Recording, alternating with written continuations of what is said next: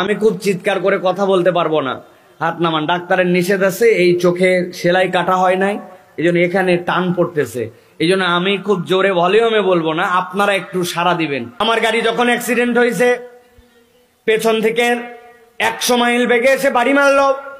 বাড়ি মারার পরে আমি সামনের সিটে বসা ছিলাম, একদম পেছনের সিটে আমার স্ত্রী শুয়েছিল, মধ্যের সিটে আমার 3 বাচ্চা, সামনে ড্রাইভার। পেছন থেকে যখন গাড়িতে বাড়ি মারছে, গাড়ি উড়ে যেয়ে সামনের বাসের সাথে ধাক্কা লাগছে।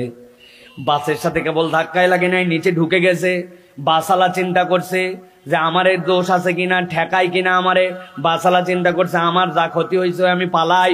ও সামনের থেকে টান দিয়ে যখন বেরিয়ে গেছে, আমার গাড়ি পিছন থেকে উঠে আবার দাম করে পরে বাম পাশে আটকায় গেছে।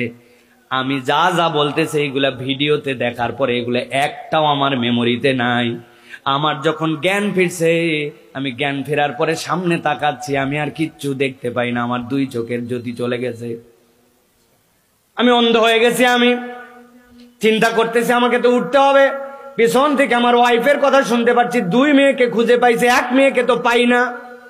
এটা আমার প্রথম শোনা, কিন্তু আমি ওঠার পরে আলহামদুলিল্লাহ বলছি। বলার পরে যখন ডান পাশ থেকে চোখটা এরকম করে টান দিয়েছি, চোখের মধ্যে এসে একটা কাঁচ ঢুকে আছে, রক্ত দিয়ে নাক আর চোখ দিয়ে ভরা। আস্তে করে টান যখন দিছে, এ মাথার থেকেও মাথা কেটে গেছে। কেটে যাওয়ার পরে চোখটা যখন একটু ফাঁকা হয়েছে, 30-40 সেকেন্ড পরে আবার চোখের দৃষ্টি ফেরত পাইছি। বুঝে থাকলে বলেন, রিজিক মানে কেবল খ্যাত মনে করলাম, রিজিক মানে কেবল মনে করলাম আবাদের ফসল। আল্লাহ যদি এই দৃষ্টি কেড়ে নেন, এই দৃষ্টি ফেরত দেওয়ার কারো ক্ষমতা আছে? আমি সাইফুল্লাহ যেভাবে কৃতজ্ঞ হই, আমি আল্লাহর কাছে সারা জীবন সিজদা দিয়ে থাকি। চোখের একটু লাগছে, গায়ে একটু লাগছে, 7 দিনের মধ্যে আপনার কাছে এসে কথা বলতে পারছি। আল্লাহ বলছেন, বান্দা একটু হৃদয় দিয়ে বোঝো, ওয়ামিম্মা রাযাকনাহুম ইউনফিকুন।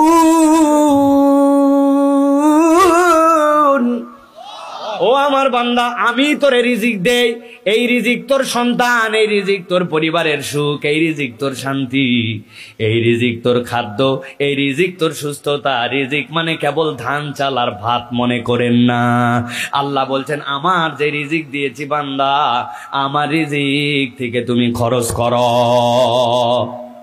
কান দিয়ে কত কিছু শুনি, কানের খরচ আছে, আপনার চোখের খরচ আছে। আপনি কোরআন পড়েন, যখন আপনি চোখ দিয়ে আপনি আল্লাহর দেওয়া চোখের রিজিক ওইটাকে ব্যবহার করতেছেন। আপনি কোরআনের কথা শুনতেন, ওয়াজ শুনতেছেন, আপনার কানকে তখন আপনি খরচ করতেছেন। আল্লাহ আপনাকে যে সম্পদ দিয়েছেন, ওই সম্পদ আপনি আল্লাহর জন্য খরচ করতেছেন। আল্লাহ বলছেন 3 নম্বর কোয়ালিটি আমার মুত্তাকি বান্দাদের, তারা ভেবে ভেবে তাদের দেওয়া রিজিক যেইটা, ওই রিজিকটা তারা খরচ করে। 4 নম্বর আল্লাহ বলছেন, ওয়াল্লাযীনা ইউমিনুনা বিমা উনজিলা ইলাইকা ওয়া মা উনজিলা মিন ক্বাবলিক ওয়া বিল আখিরাতি হুম